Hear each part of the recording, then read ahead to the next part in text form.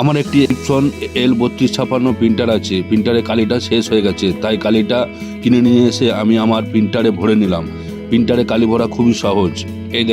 এই কালিগুলো প্লাস্টিক প্যাকেটে পুরোপুরিভাবে সিল করা থাকে, যেন কোনো রকম ডুপ্লিসিটি না হয়।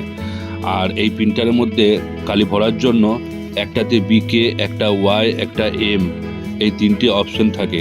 এই তিনটি অপশনের মধ্যে যখন প্লাস্টিক প্যাকেটটি খোলা হয় তখন এর মধ্যে সেই সিম্বলটা কোনো যেটা বিকে থাকে সেটা ব্ল্যাক অ্যান্ড হোয়াইট, আর কালারের জন্য ওয়াই অ্যান্ড সি। যেটা ওই প্যাকেটের মধ্যেই দেখবেন যে প্যাকেটের মধ্যেই ওয়াই কিংবা সি সিম্বল দেওয়া থাকে। সেই সিম্বল অনুযায়ী আমরা কালিটাকে ভরে নিই। এই যে ওপরে যে ট্যাপটাকে দেখছেন, এই ট্যাপটাকে ওপেন করে নিতে হবে। ওপেন করে নিয়ে পরে দিয়ে ডাইরেক্ট এরকম উল্টো করে ধরলেও কিন্তু কালিটা পড়ে না। এটা ঠিক ওই ট্যাপের মধ্যে ভরে দিলে কালিটা আস্তে আস্তে ভরে যাচ্ছে, দেখে নিন।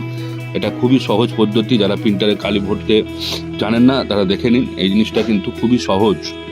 এই ছিল আমার ভিডিও।